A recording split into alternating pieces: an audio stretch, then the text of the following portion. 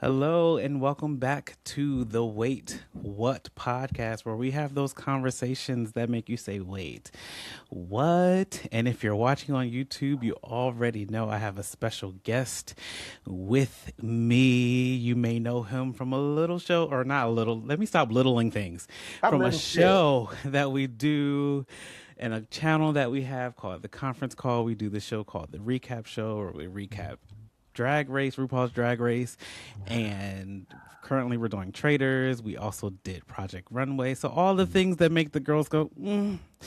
So everybody, welcome my guest TJ, Mr. TJ. How you doing? Hi, I'm good. I appreciate you so much for having this conversation with me. Thank you for joining me. Thank you for inviting me. So let me set this disclaimer. This is not for the children. This is not for the faint of heart. This is not for the saints. Far. Definitely far, not for the same. far from it. We're going to have a different type of conversation on today. So hide your kids, hide your wives, Please, and please. all of that. We're going to be talking about a little thing called sex. Yes, we're going to have that sex conversation on the Wait What discussion on today. We're going to be talking about sex positivity and sexual health. So you ready to have this conversation with me, sir? Very much so. I'm ready. Very much so. Well, all right, Yeah. let's get into it. So, first question I have for Oh, you is, do you Jesus. consider yourself sex positive? Oh, yes, for sure. Probably too sex positive. Is there a such thing? 100%. As you can see, I love slut. we, Um, we we support them, yes. we do support the sluts over here with both hands. Um, yes, I'm very sex positive, 100%. I feel that honestly, I feel like more people should be sluts. I don't think there are enough sluts like in the world practicing Listen, slutism. listen, So yeah, I'm 100% sex positive. I want more listen. people to be having more sex, honestly. Honestly, the reason why I wanted to have this conversation is because I consider myself a little bit of a late bloomer. Mm, I did not come into my sexual awakening until a little bit later in life, and I think that had mhm, a lot to do with my upbringing. mm. And I'm for it. I'm for it. I call people hoes. That's a term of endearment for me. But be a hoe, be a slut, be Please, all of the things. It is okay, yes. especially when it's consensual. Hmm. People like to ostracize the sex positive people, the people who do sex work and all of those things. Hmm. So I just, I wanted to have an open conversation. This is a judgment free zone. So whatever we talk about, it may not stay here because it's going to be on the It interweb, won't stay here. but it's going to be out there. When do Hmm. you think you came into like your explorative phase? I should say. Yeah, let's start there. Ooh, When did you allow um, yourself to start exploring? probably like fresh. Well, um, probably freshman year of college. Freshman year. Oh, college, Yeah, college. Okay, okay. of college. Yeah. That was like when I first started like hooking up with people on from the internet. Mm, Yeah, I would say around that time. Now, my first like sexual experience was in high school, mm. with someone that at the time I called him like my boyfriend, but by today's standards, he absolutely would not have been my boyfriend. Yeah, we're in a Um, situationship by it today's wasn't even, standards. it really wasn't even that. It Mm, was like we met on some type of site or whatever. A friend of mine knew him, so we kind of somehow like got introduced. Um, and he tried to take my virginity as a mm, bottom. It didn't quite work out because I grossly underestimated how much that would hurt. mm. Um, so yeah, I would say like I started sexually exploring in like I would say freshman year of high school. I feel like that's when it really took off. There are so many things that I want to pinpoint in what you said. Well, let's start with the whole freshman year of it Hmm. because in the black community, especially, sex is a taboo thing. You Mm. are very straight laced. You don't get a chance to explore and experiment. Most conversations that people have, especially in the black community, is, oh, don't get nobody pregnant. But there is so much that is missed.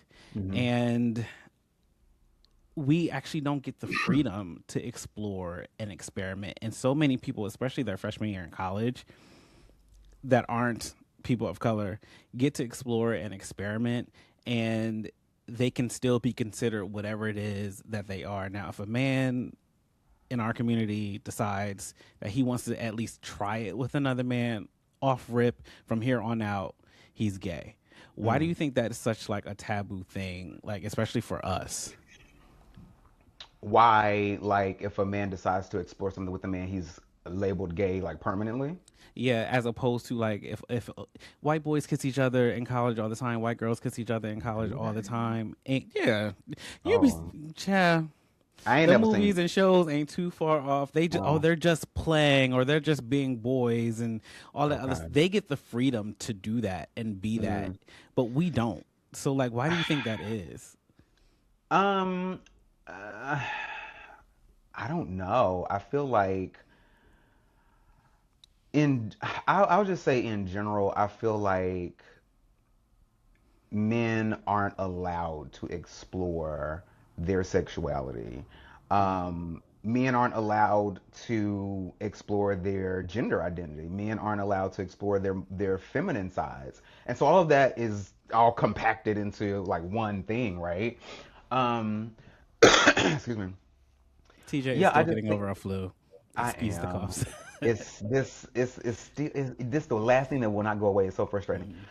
Um, yeah, I think men and young men, just it's not ingrained in our society It's not. to be able for us to safely like explore like am I attracted to a man or am I not? Do I have the freedom to explore something with this same gender person and then find out that I actually don't like it?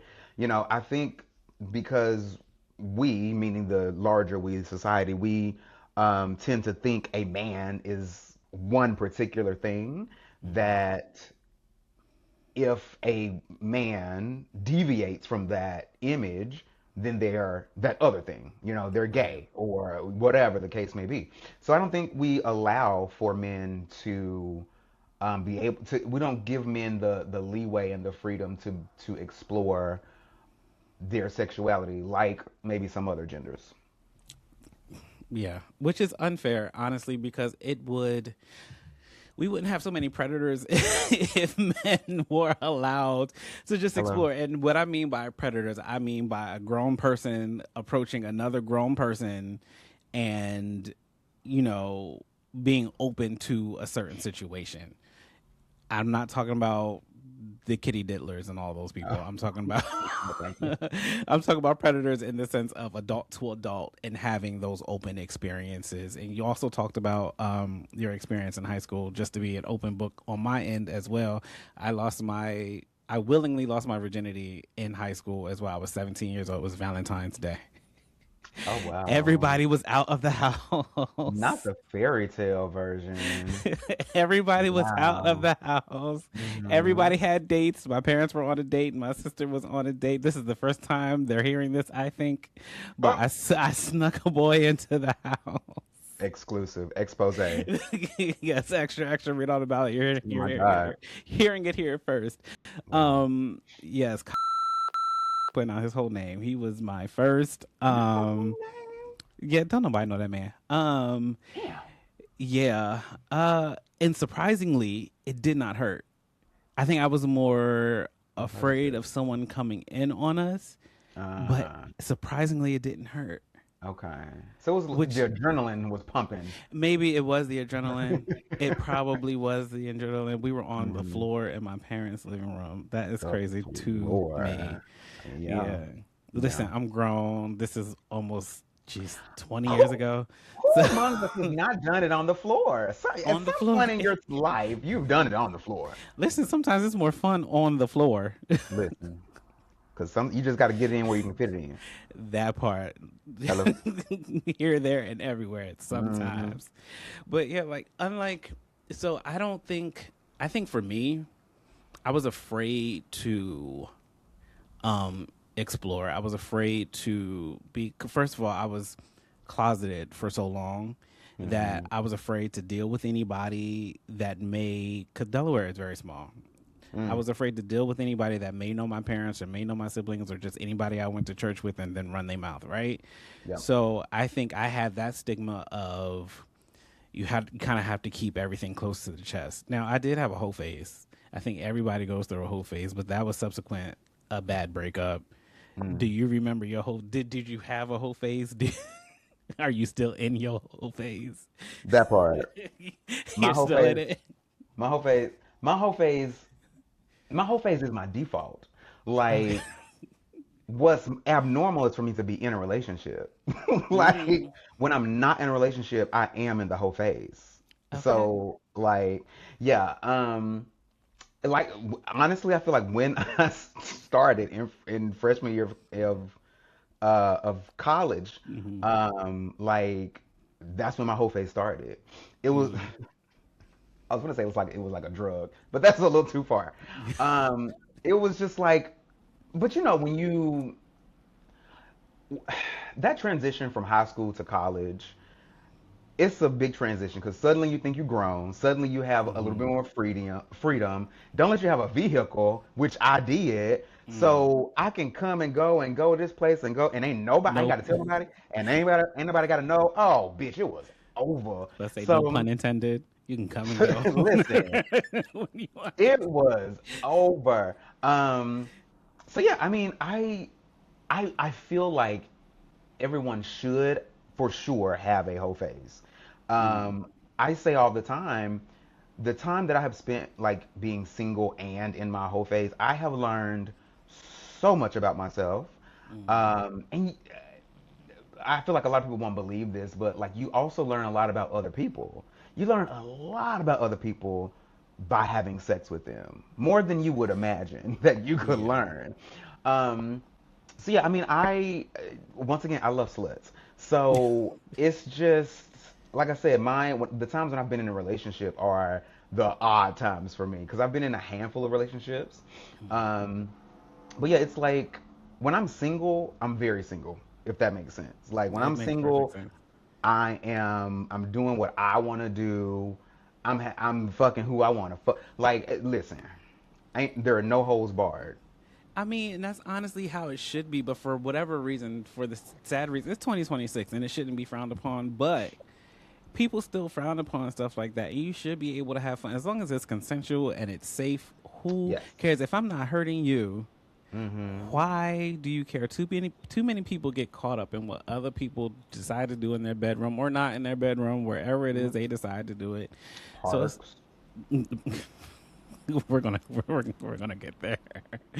You're jumping the gun. You're Oh, so jumping the sorry. gun My bad. Sorry. here. Okay. Sorry about that. just a little bit. But I want to. The reason, like I said, the reason why I want to have this conversation, why more people should be having these conversations, is like I want to take the stigma away from sex. Sex is a very healthy thing. Being who you are, being who you want to be, and who you want to be with, it's a natural thing, and it's not. I feel like Americans especially carry so much shame with their sexual activity because everything is Mm-hmm. always done in the closet. Now granted, I'm not saying go out and just tell all your business to whomever, and and not be safe in that aspect, but at the same time you shouldn't carry shame for the things that you like to do. If you want to do it, then go ahead and do it. If you're not hurting anybody, who cares? Yeah. But again, there's still such a stigma. It's still so taboo to talk about sex and talk about sex openly, especially in the gay community. We still, you know, straight people are freaks. Let's start there. Straight people do some crazy stuff, and yet the only thing that gets looked down upon is gay sex, right? Because Mm-hmm. they think we're all just whores. I mean, and maybe a lot of us are, and it's okay, and that's okay too, because a That's bunch all of right. straight people are just whores as well. Mm-hmm. I Mm-hmm. think for like I just like I said, I was a late bloomer. And I wish I would have come into my sexual awakening sooner, because you learn what you like you said, you learn what you like, you learn what you don't like. And it just wasn't in me to be out here, there, and everywhere. And of course, now I'm in a relationship. But I used to be the person that said, "Oh, I wasn't having sex unless I was in love." Now, Oh wow. was I in love with my first? Probably not. I think I was just a little. I was just a teenager. My hormones were racing and stuff, and the opportunity presented itself. I think Hmm. my young mind told myself that I was falling in love, but I had Yeah. never had that experience before. It was that young love that's not really love. Yeah, It's that first time mutual attraction. Sometimes it's not mutual. yeah. Yeah, I mean we've all been there. Yeah, and thankfully it was not an unpleasant experience, because I've heard some horror stories about the first time. Yeah. Yeah. So let's get into app culture. You mentioned meeting people on the interwebs. Hmm. Are you still a part of app culture, or do you believe in app culture? Like, as far as like the grinders, the Tinders, the Jacked, the what else is out there? What is it? Sniffies, all that stuff. Sniffy, scruff, Yeah. uh, yeah. Um, it's so funny that you're asking me this now because for a good while, so okay, let me back up. In the way I categorize certain apps is like two different camps. You Hmm. have, to me, you have dating apps, which are the Hinges, the Bumbles. I include Tinder, but I've heard a lot of people say Tinder is a hookup app. I feel like the Like straights in particular use Tinder as a hookup app, because I've actually met a couple people on Tinder and we went out on like real dates. as have I. Um, what I will say for Tinder now is that it's just a waste of time, regardless. Whatever you're looking for is just a waste of time. But anyway, so the way I see them is you have your dating apps, the ones that you're looking to date, not necessarily to hook up, so Hinge, Bumble, etc. Then you have your hookup apps, your grinders, your scruff, your growler, your sniffies, etc. Um, and so for a good long time, I was on none of the dating apps because I had previously been on them for a very long time, and I feel like I had wasted so much time, especially again like on Tinder. I, I would swipe and swipe and swipe and swipe countless times to no avail. I heard of, like, I don't know if you would call it a study, but it was this. There was this guy apparently who swiped on Tinder like 2 million times Mm. to only make connections with a handful of people, to only uh, converse with a smaller number of people, to only go on one date. And when I tell you I resonate with that, because I would spend so much time on Tinder just swiping and swiping and swiping and nothing would happen. But then so I would spend also a good amount of time wasting my time on like sniffies. Mm. Um, so I was not on any dating apps because I was like, this is just a waste of time. But apps like Sniffies are they're a waste of time, but they're less of a waste of time. And also, if you're looking for sex, people are more direct, and you have more of a chance of finding what you're looking for. Again, meaning just like a hookup or whatever. However, recently I've decided to actually get back on the dating apps. And so I'm still on them. And by recently, I mean like 2 weeks ago. Oh. I know. I'm like back on dating apps. I actually went on a date Oh. last week, week before, No, week first of all, before. press pause, time out. Yeah. Not that we be all up in each other's business or anything, but TJ and I, and then even Chris, all of us converse on the regular. And this is the first that I am hearing about this No. date. Because it's nothing to write home about. It was literally just the first date. Me and this Okay. guy, we connected on Hinge a couple of days prior to us actually meeting up. We met up. We had a decent time, but it was just the first date. It was like literally nothing special. Mm. However, I have another first date Friday. Oh. Um, so I have scheduled some dates out. So I guess long story short, I'm putting myself back in the dating scene. Listen. After so long of saying this shit is a waste of time, blah blah blah blah blah. And that's mainly because I decided at the turn of the year or before the turn of the year, I was like, I'm gonna start dating again, and I'm giving myself a quota of just 8 dates for the year. I want to go on Okay. 8 dates for the year. Um, so yeah, Now, I dating does not mean he's having sex with all these people. correct. Like actual like date, get to know someone, go out, have a Listen. nice time, possibly build something and become, a relationship or whatever the case may be. I mean, but if you do, that's your business. Listen, it could happen. You never know. Listen. To your point about Tinder too, I remember when I was on Tinder. It's so frustrating because you can swipe and match people and then people don't talk. So it's like you would swipe. I was not you. Yes. I would swipe, match with somebody. I would always not always, but I wouldn't mind sending the first message. I would Hmm. send a message and then crickets. It's like what did you match with me for? Okay, let me tell you, because I've been on these apps for so long, I now have a system. And in fact, on my Tinder profile, I literally say, if I swipe and the connection is made, I'm going to reach out to you because I'm the one that made the connection. And I would trust that you do the same. I'm saying, literally saying this on my profile to the person who might match with me. My thing is like, so again, if they swipe and the connection is made, then it's on them to send the message. Mm, I hold myself to that. If I swipe and then the connection is made, I'm going to send you a message immediately. yeah. But rarely, I don't think since I've gotten back on the app over the last couple of weeks, I don't think I've gotten a first message. Mm. Whether I made the connection or they made the connection. People just do not send messages, especially on Tinder. That's why I'm like, it is such a waste of time. And let me tell you, this has happened a number of times. This happened to me the other day. I'm so happy that it did because it's just perfect for this. Back in 2023, I sent a first message to somebody. Do you know when they responded? Please tell me it's not recently. The other day. So you know what that says to me? That means they were in a situationship or a relationship and they were just on the app to be on the app when they probably may have not should have been, and now they're probably single and going through all of their old, like they're swiping again. But here's the thing, if that's the case, fine. But they will literally send you a message as if no time has passed. Like my message said something like, "Hey, how are you?" back in 2023. His And response, please "I'm tell me good. they How are didn't say, you?" "I'm good. How are you?" Yes. I'm like, the fuck? But that happens often. I'm telling you, T- Tinder is just Trash. I think it's set up to make you crazy. It's set up to piss you off because it does not make any sense. Nothing about Tinder makes sense. That But man is it sent me Tinder or is it the people on Tinder? both.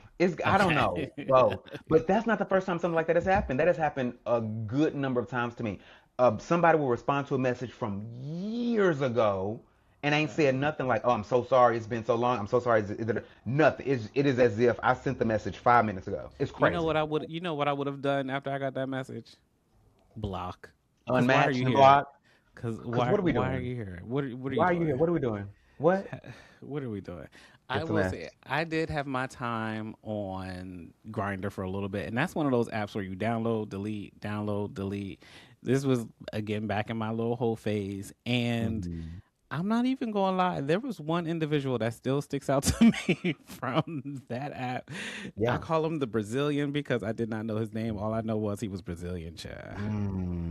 My God. My Yeah. God today. Listen, you can have some incredible hookups. You can meet Mhm. some really interesting people. You could have the best sex of your life on Mhm. these apps. The issue is it might take you forever to find that thing. You know what I mean? And I I've I've I- I've met I would say probably the best sexual experiences that I've had have come from people on on apps. apps, yeah. Um, even on the flip side of that, on Tinder is where I've met probably the most people as trash as it is, I've actually met the most people. I met my best friend on Tinder. I met two of my exes on Tinder.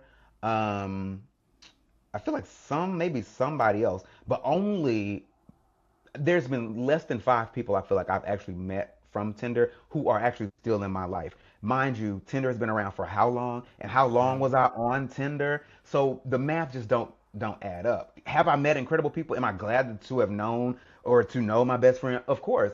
But damn, you have to spend so much time to get Yeah. so little out of it. Now let me ask you this, and I hope you don't mind me putting this out there. But you used to, or you consider yourself poly, or you Mhm. identified as poly. Now, in this current dating cycle that you're in, are you still looking for poly relationships, or are you trying to do like the one-on-one thing? I'm doing a hybrid of both, Mm-hmm. and so I don't. I think where I'm falling now is within the realm of ethical non-monogamy. Okay. Um, and for I guess people who may not know, like ethical non-monogamy is kind of an umbrella term for An like open all relationship. for open relationships, polyamory, swingers, etc., etc. Mm. Um, the way I see it now or envision it, like if I were to meet someone worthwhile today, I would not immediately want us to be open. Mm. I would want to build like a strong foundation and a strong bond with that person. Not even to say that we would be just monogamous, but my focus in the beginning of our relationship, however long that might be, would be me and him building a strong bond. And then at a certain point, let's talk about, the possibility of opening it up. Because I do think for me, that always has to be an option. Mm-hmm. I am a strong believer that when you get in a relationship, your hormones don't just go off. Your attraction to other people does not just go away. Um, and when I first started identifying as poly so many years ago, that was the thing for me. I was like, I don't feel that I should have to deny myself attraction to other men. It just did not feel right. And I still maintain that. So, yeah, I consider myself ethically non-monogamous. But again, like if I do meet someone and we are actually wanting to try to build something, my focus in the beginning is building that bond and then Mm-hmm. eventually opening it up. I feel like that's where so many people in relationships go sour, though, is like they're not honest with their partner and expectations. Hmm. Because, like you said, just because you're with somebody doesn't mean you're blind to everybody else. It doesn't mean like desire and everything just gets cut off. But whatever you decide to do with your partner, that should be between you and your partner. But I Hmm. also feel as though there should be an open dialogue that a lot of people miss. Like Yeah. nobody's having those conversations. So that's why so many people get cheated on. If you go into a relationship saying, "Hey, this is what it is," and we can figure it out or we can not figure it out and go our separate ways. But I wish more people would be open enough to have those conversations because we would probably be in a lot better place now with people. A lot of people would be would be happier, especially in their relationships or just in Yes. life period if they had open and honest conversations about their desires. I agree with that 100%. Like, I feel like so much cheating could be mitigated if people just have open and honest conversations with their partners about how they're feeling. It like to this day, I can be watching like a movie or something where there's a monogamous couple and one like cheats on the other, and the one who's got cheated on is so distraught and so upset. And while I understand being those feelings of betrayal, there's also a part of me that's like, but it doesn't have to be this way. Like, what if prior to the indiscretion, like, what if y'all just had a conversation about, hey, I'm feeling this way, or I'm attracted to her or him or whatever. Like, how do you feel about that? I just feel like people should, especially if you're in a relationship with someone, you should be having these deep conversations with your partner because that's your partner. Like, Right. you know what I mean? Like, if if I'm in a relationship and I'm afraid to tell my partner that I'm attracted to someone, I probably don't need to be either in a relationship or in a relationship with that person.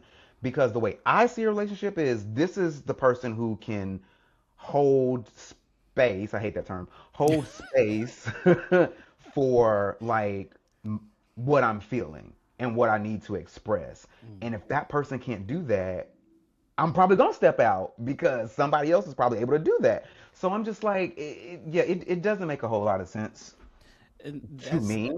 it doesn't make sense, and again it's just like when you get into a relationship with people, you should come to a place. People say, oh, somebody should be able to accept me for all of me and everything that I am. They expect their partner to do that for them, right?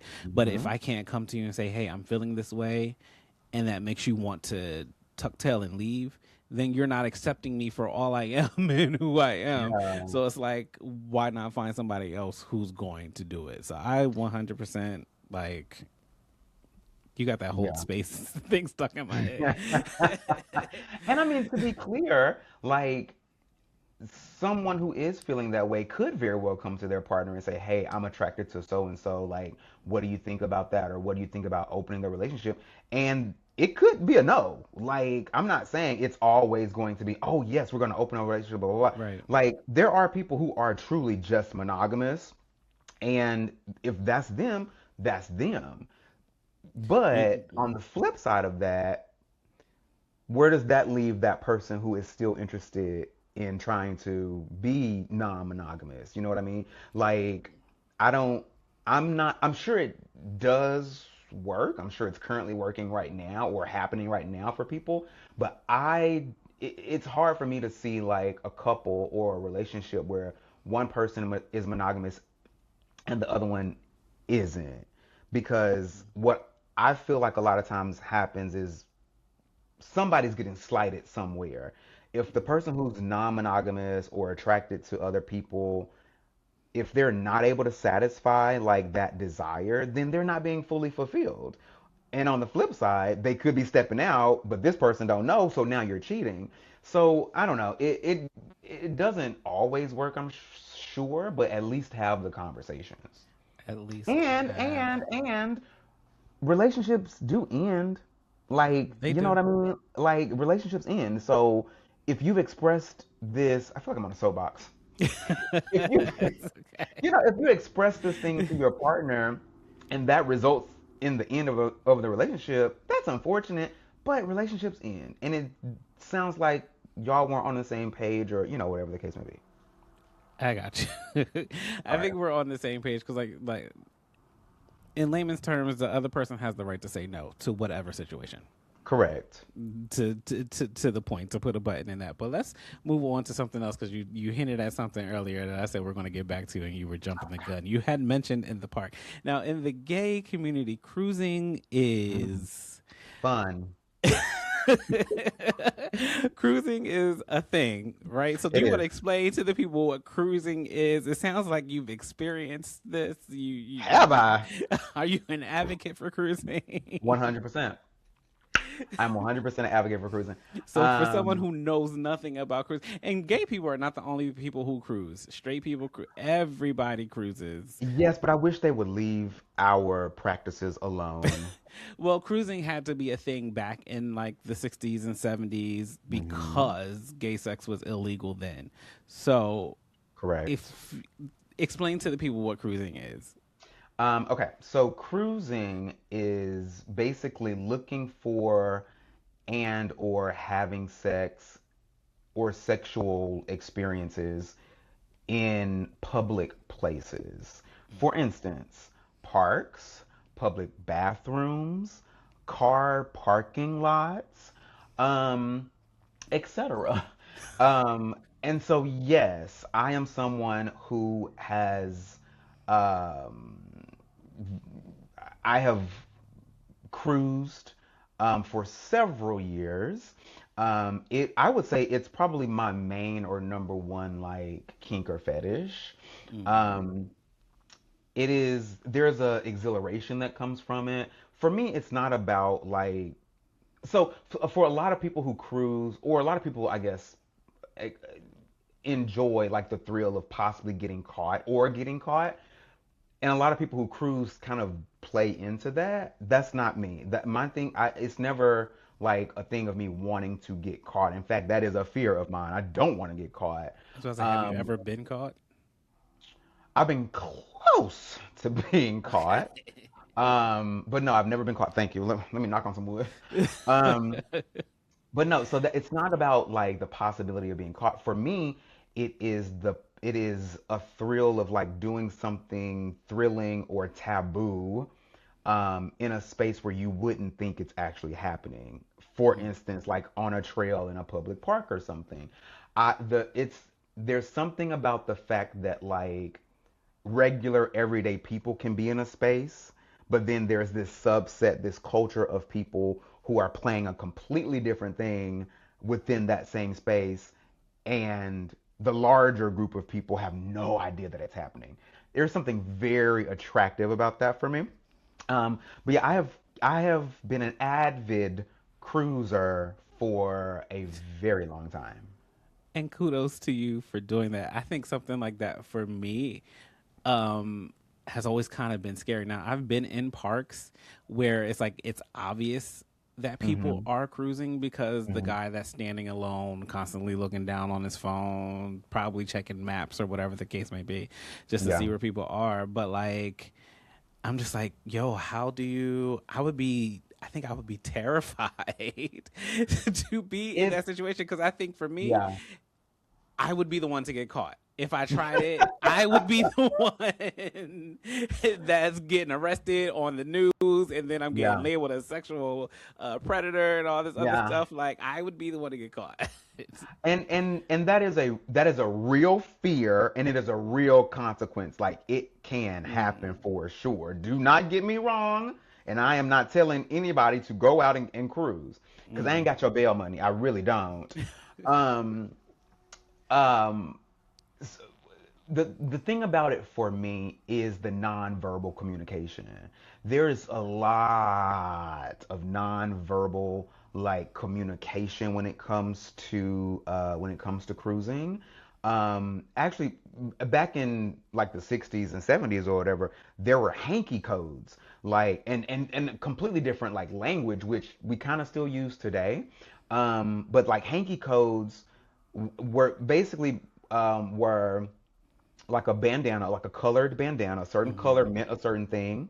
Whether it was in your left pocket or your right pocket meant a certain thing. So again, there was this whole subculture of people who knew this language, this nonverbal communication, these signifiers, and who could read that and know different things about somebody without any other people knowing. But for me, cruising, especially like in public parks, there is, this is probably going to sound odd, but there is a therapeutic nature to it. No pun intended as far as nature. But like walking in a beautiful nature trail. One, that's just nice. Anybody should do that. Right. That is therapy. But then there's also like this kind of animalistic, kind of feral, almost like base level, like human thing, where you're walking, you see somebody attractive, you know they're cruising because you're in an area that is pretty much known for cruising. You know they're cruising, but you're not sure if they're into you, if they're attracted to you. So there's a lot of eye contact. There's a lot of, again, nonverbal communication. There's a lot of looking back over your shoulder to see if they're looking at you. There's a lot of passing each other if and coming back, and now we're walking together, now we're trying to go duck off. And all of this can happen without saying a word. And Mm. to me that is so fascinating that like all of this, like I said, all of this can happen non-verbally, and love I love that. There's something about that for me that is just it gets in my brain just like Now, I'm going to use this to kind of segue into the next little portion of it, just to hmm talk, because I also wanted to talk about sexual health. Now, cruising and being between cruising and then even the hookup apps, it comes with a risk. hmm Um, So I know before Chris and I got together, I was getting tested every 6 months for Okay. everything. I believe that is the standard to get tested for. Even right before we got together, I took another test just to be sure because my one of my biggest fears is getting my partner sick. Since he and I have been together, we've been monogamous, so it's kind of that's kind of gone by the wayside. But I understand. I believe. Are you on Doxy and Doxy Prep? Is that whatever it's called? Like fix my language there. Yeah. Like what do you do to make sure you're safe? hmm So yes, so it's DoxyPep, but before DoxyPep there was and still is PrEP.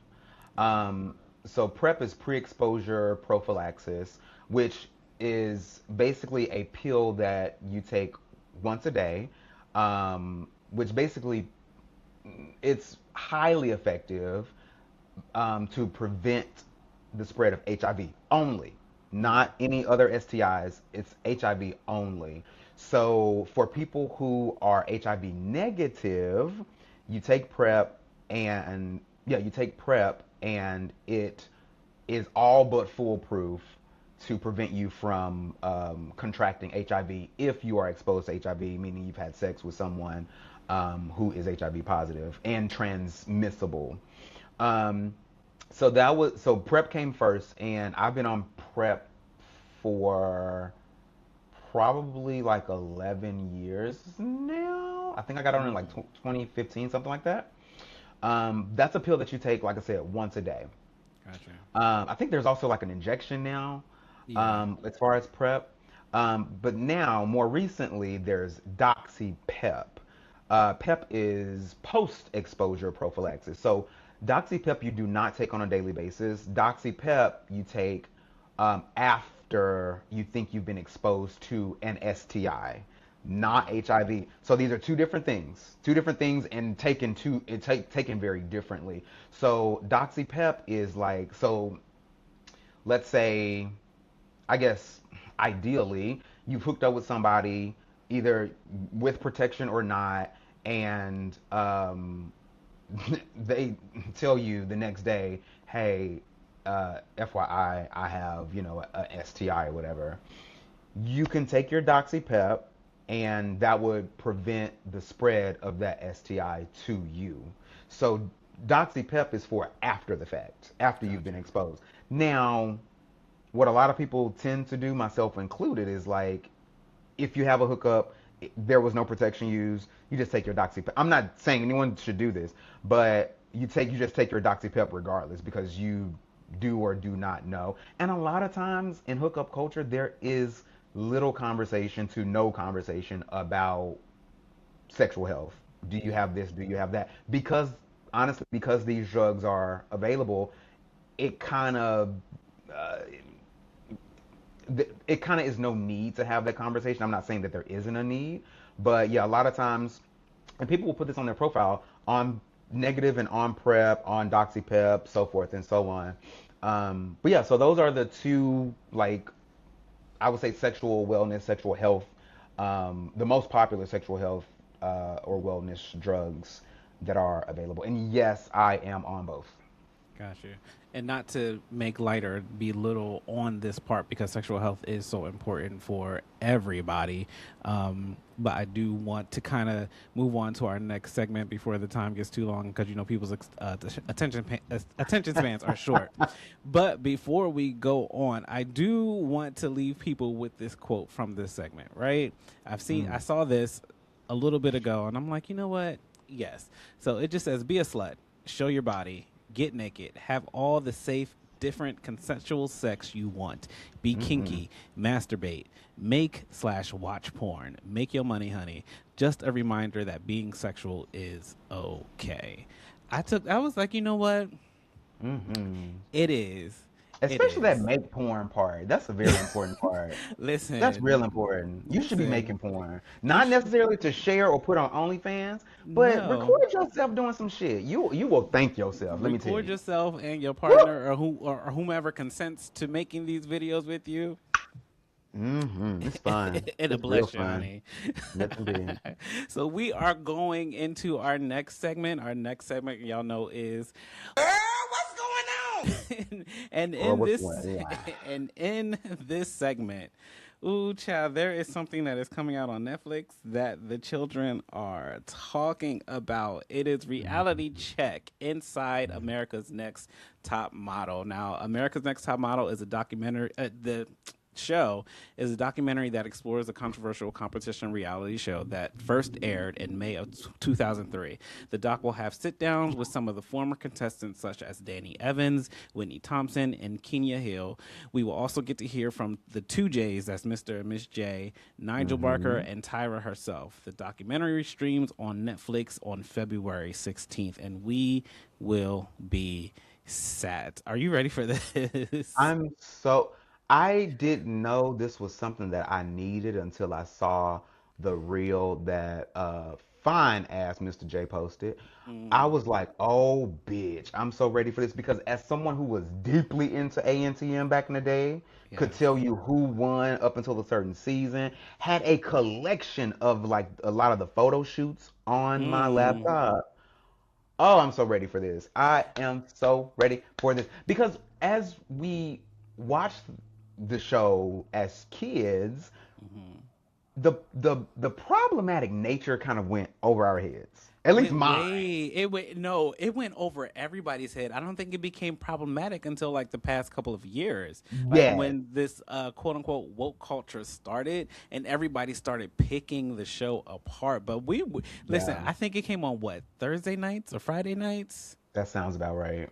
Yeah, I made sure to get it was on UPN first and then the UPN turned into CW and CW, yeah. it was that show. Now I will say it's already getting backlash.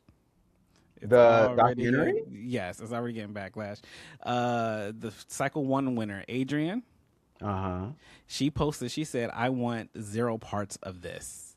I'm She surprised because I feel like she was the one that was the mm-mm. most vocal. She said she wants zero parts. She has concerns about production. She's afraid that they're going to take it easy, especially on Tyra. They're going to make Tyra seem Okay. like she was the good guy in all of it. And according to a lot of the comments, people are agreeing with her. There's like, no, this should not be happening. This shouldn't be happening unless it's going to be real. So I think a lot of people who were involved with the show, who aren't involved with the documentary, are Hmm. saying, oh, we're not going to get the real. This feels all staged. Well, I mean, I can see that happening, especially with I don't know, especially with Tyra still being very prominent. Hmm. But also, I will reserve my feelings until I actually see it, because Yeah. we don't know at this point. It's not out, so I'm going to reserve any kind of opinions until I actually see it. But I am very excited for this. My thing is like with Tyra being in it, Yeah.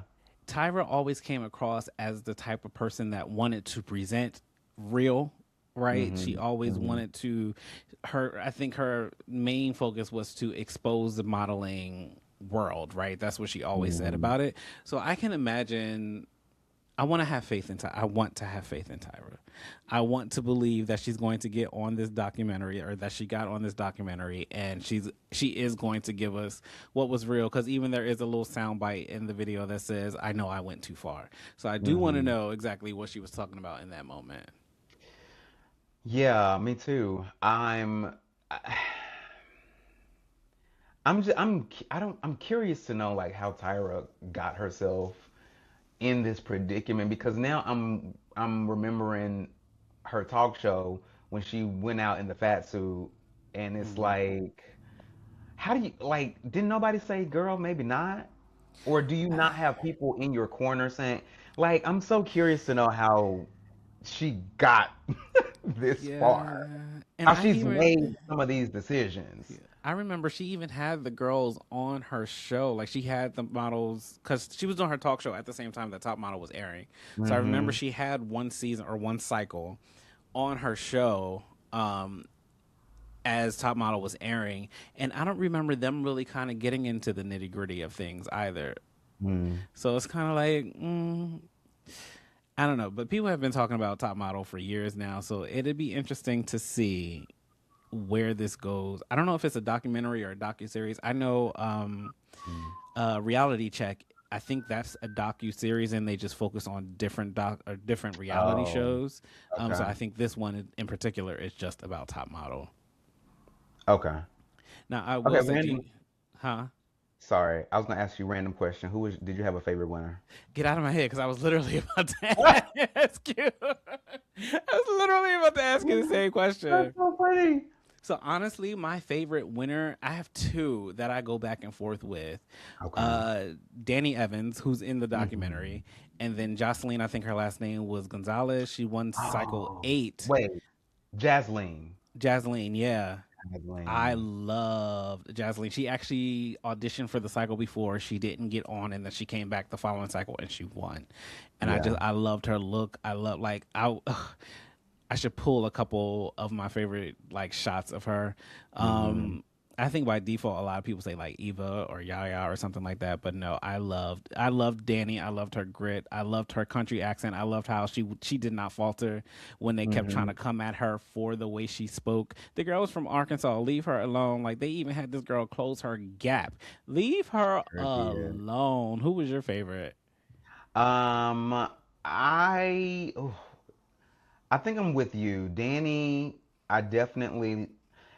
There were people I remember like watching the finale, and I got really excited when they won. Danny was one of them. Celicia was another one. I was really excited when Celicia won But the thing with Celicia, I remember that being so controversial because because Celicia she already knew Tyra had or she something. already knew Tyra, she already Yeah. had an established career. So everybody was kind of Oh, like, is it fair that she won? I didn't realize she had an Yeah, she was doing established commercials and career. stuff. I remember very shortly after and this was I think this was pre social media, wasn't it? But I remember after she won, like people were posting or like it came out about like she had a Wendy's commercial, she had a couple other ads. So like she was Okay. already an established model, so there was controversy around her win. Oh. Uh, Yeah. um, I liked her a lot, but I was also very excited about Jasleen too. Yeah. Yeah. I kind Yeah. of miss those pictures. I kind of hate that I don't know. I'm certain I have deleted that folder, but Mm. those were some really good pictures. Those were some They really good photo listen, shoots. Nigel, he would do his thing on those shoots. I don't think Yeah. he wasn't the photographer on every shoot, but I think he was the photographer on most of them, Yeah. Yeah.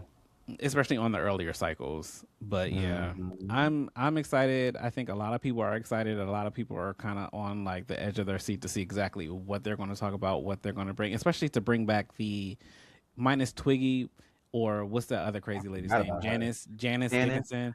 I'm curious to know if she's going to make an appearance because I feel like she was the almost most problematic one. Most definitely, most So I'm definitely. curious to know if she will be involved. Listen, they did some crazy stuff on there, especially like you think about the whole changing racist thing. You know how problematic that is now to put, Yeah. especially if you put some of these girls in what they call blackface. Yeah. Ooh, they Yeah. Oh, do you remember Anchol? Anchol? yes. Did she Oh, she win? was. She did not win, but I just remember her being so pretty. Yeah. I think she may have been like the first Indian model that they had, but she was No, gorgeous. I saw her recently. She popped up randomly on my feed. She still has all of that hair. And it Okay. looks so good. I think somebody was doing her hair on my feed. I don't even know how Mm, it popped up, but yeah, she yeah. was gorgeous. Well, that is our Gworl What's Going On segment. That is what's happening in the world. So we're going to get on to our next segment, our What You Said segment. And again, I still don't have any submissions, which is kind of a lie. Somebody did email me Uh-uh. asking me to talk about a certain thing. However, that is going to be a part of a bigger conversation. So it's not really like a submission. But you can still send your submissions if you want my unsolicited advice or if you just want me to talk about something and you want my take on it. Please send your submissions to rtcmusic at gmail.com. That is rtcmusic at gmail.com. And I will be happy to give you my little bit of advice. But TJ, are you ready to weigh in on this story?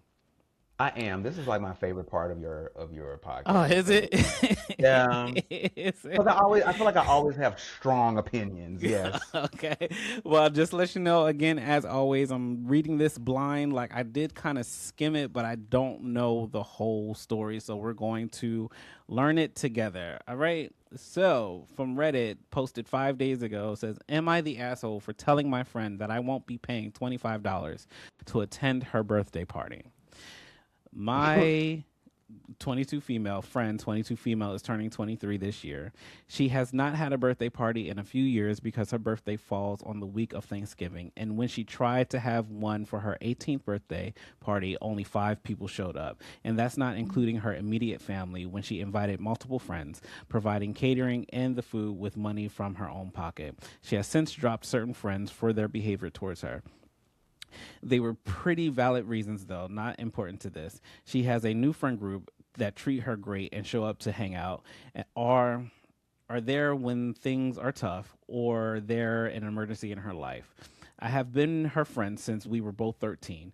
For the first, girl, you giving a whole lot of backstory. For the first year, even though it's not a significant birthday, it's a new beginning for her. And she says it feels like a rebirth in a way, and a weight has been lifted off her shoulders. So she wants to go all out for this birthday.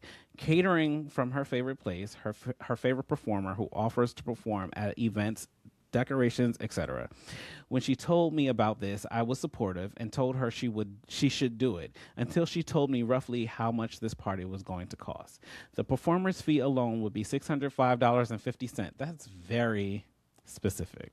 And then the catering Very. would be around $100 to $200 if she invited 25 to 30 people. That's cheap for catering, like she planned. And then the decorations, she said she would be using some that she had at home already or DIYing them with her family. She wants it to be Little Mermaid. 23 What? years old. She wants it to be Little Mermaid theme since she What? recently made a cosplay of her favorite character Melody from the sequels, and she wanted to wear that for the party. She would be spending about $1,000 for the entire event herself. I already know it because when she throws a party, she throws a party, all caps. Okay. Even though no one showed up to the last one she hosted for herself, it was amazing, all caps. Now, Well, she wants to have people pay her $25 to RSVP so that she could use the money to pay the live performer and to take off the most major weight of what she'd be paying for the event. She asked me what I thought, and I told her that's the stupidest shit I've ever heard. She knows how blunt I am, and she has told me before, if I'm being stupid, call me out on it. So that's what I did. No one that I know in our friend group is going to pay $25 to go to a party. I have thoughts already. I have please thoughts already. continue, because so do I. No one Girl. that I know in our friend group is going to pay $25 to go to a birthday party they were invited to. If I'm invited to a birthday party, then I should be going for free and using my money to buy her a gift, not using that money to pay for entertainment in that is supposed to be for you, for everyone to enjoy. She called me a bitch and told me to leave before she said something else she'd regret later on. Since I'm close to her family, her mother texted me saying whatever I said to her was really hurtful and that she's been upset since I left and I should apologize. She asked me a question and I simply answered with my opinion. Am I the asshole? Yes, yes, you are. Are you fucking kidding me? 20 $25 to have a what you think, what you know is a blast of a party. You said the party last year that nobody showed up to was a blast. Apparently you showed up. Listen. And like it's only $25. And don't you I know you be in the club. I know you be in the club and I know you have paid more than that to get in the motherfucking club. Pay your 25. In fact, don't pay your 25 because it don't sound like you her friend. It That sounds like part. you part of that friend group that she got rid of and you just a straggler because apparently this new friend group is going to show up according to you. Girl, yes. Are you kidding me? $25 to go and celebrate your friend? It doesn't matter if it's a big year. Year, every motherfucking birthday is a big year. And if she wants to celebrate it this way and recoup some of her money, it's only $1,000. I mean, $1,000 is nothing to wave at, but what I'm saying is if you can all you gotta spend is $25 to celebrate your friend, girl, Are you done? I'm done I don't want to cut you for off, now. but I do agree she is the asshole. And like my thing is, if you're talking about you're going to spend $25 on her gift, you're probably going to spend more than that if you're a real friend and getting her a good gift. Why not just give her the Why not give her the $25 on top of the money that you were going to spend for her gift and say, hey, this is your present. This is me contributing. I feel like she just, yeah, yeah. That's yeah. And $1,000 for a party is actually really cheap. And $605.50 for this performer. First of all, I want That's to what know what this performer is doing. Like, what kind of performer is this for six that's what hundred I'm five saying. dollars and fifty cent? That was very specific. Very specific.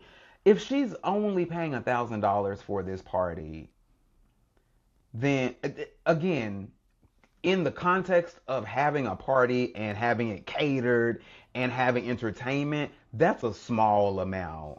It is. So, and if that's being dispersed between enough people for you to only pay $25, why would you not? I don't understand why you wouldn't do it. I'm coming to a birthday party, and now it would be one thing. It would be something different if she's like, "Hey y'all, I'm having a birthday dinner at a restaurant, and y'all pay me 25." That's something different. But she's hosting this thing. She's doing all the labor to get the entertainment, to get the catered food.